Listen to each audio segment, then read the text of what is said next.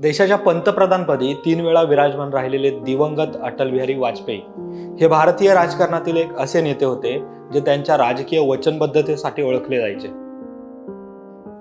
खरं तर अटलजींनी आपले संपूर्ण आयुष्य देशभक्तीला वाहून घेतलं होतं आणि त्यामुळेच त्यांचं राजकीय जीवन नेहमीच कौतुकास्पद राहिलं। परंतु असं असलं तरी अटलजींचं खासगी जीवन एका गोष्टीमुळे चर्चेत राहिलं होतं आणि ती गोष्ट होती ती म्हणजे त्यांची प्रेमकथा।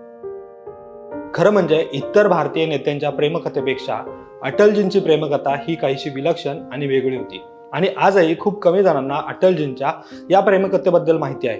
त्यामुळे या व्हिडिओमधून तुम्हाला अटलजींची हीच प्रेमकथा थोडक्यात सांगणार आहोत। नमस्कार, मी अरविंद आणि तुम्ही पाहतात महाटॉक। ग्वाल्हेर येथे कॉलेजमध्ये शिकत असतानाच अटलजींची ओळख राजकुमारी हक्सर यांच्याशी झाली आणि अटलजी राजकुमारीकडे आकर्षित झाले। खरं तर राजकुमारी यांनाही अटलजी आवडत होते, पण दोघांनीही सुरुवातीला आपल्या मनातील प्रेम भावना व्यक्त केल्या नाही।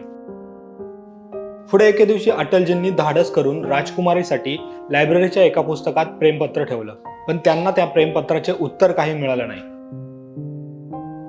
खरं तर राजकुमारी यांनी त्यांचं उत्तर दिलं होतं, पण ते वाजपेयीपर्यंत पोहोचू शकलं नाही, असं अटलजींचे चरित्र लिहिणारे किंगशुक नाग यांनी त्यांच्या Atal Bihari Vajpayee the man for all seasons मध्ये लिहिलं आहे।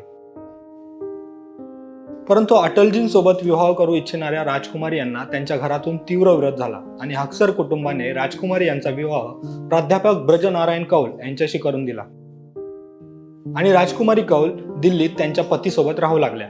पुढे अटलजी खासदार झाल्यावर ते सुद्धा दिल्लीत राहू लागले आणि राजकुमारी कौल यांच्याशी त्यांचा पुन्हा संपर्क आला व अटलजी कौल कुटुंबियांच्या घरी जाऊ लागले। पुढे काही वर्षांनी राजकुमारी कौल यांचे पती ब्रजनारायण यांच्या आजारपणामुळे निधन झाले व त्या प्रसंगात वाजपेयींनी राजकुमारी यांच्या कुटुंबाला आपलंसं केलं आणि राजकुमारी यांच्या नमिता या मुलीला दत्तक घेतलं। या त्याच नमिता भट्टाचार्य आहेत ज्यांनी अटलजींच्या मृत्यूनंतर त्यांना मुखाग्नी दिला होता।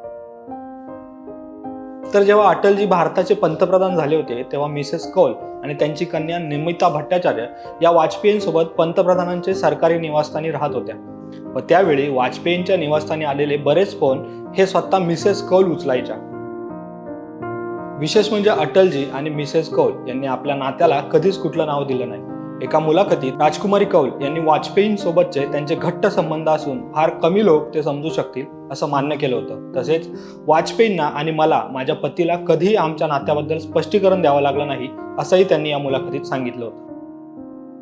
खरं तर अटलजींनी राजकुमारी यांच्याशी विवाह केला नाही, पण राजकुमारी कौल या त्यांच्या खासगी जीवनातील एक महत्त्वाचा भाग होत्या। एका कार्यक्रमात वाजपेयी यांनी मी अविवाहित आहे पण ब्रह्मचारी नाही असे अगदी बिनधास्तपणे सांगितले होते। पुढे 2014 मध्ये जेव्हा राजकुमारी कौल यांचं निधन झालं त्यावेळी इंडियन एक्सप्रेसनं त्या वाजपेयींच्या सर्वात अज्ञात अदर हाफ असल्याचं म्हटलं होतं। अशा प्रकारे वाजपेयी आणि राजकुमारी कौल यांची ही अनोखी प्रेमकथा सुमारे 50 वर्ष चालली, परंतु अपूर्ण राहूनही ती प्रेमकथा नेहमी चर्चेत राहिली आणि याचं कारण म्हणजे ती कधीही लपवण्यात आली नाही। तर अटलजींच्या प्रेमकथेचा हा व्हिडिओ तुम्हाला जर आवडला असेल तर व्हिडिओला लाईक करा, शेअर करा आणि असेच व्हिडिओ पाहण्यासाठी आमच्या महाटॉक्स या यूट्यूब चॅनलला सबस्क्राईब करा।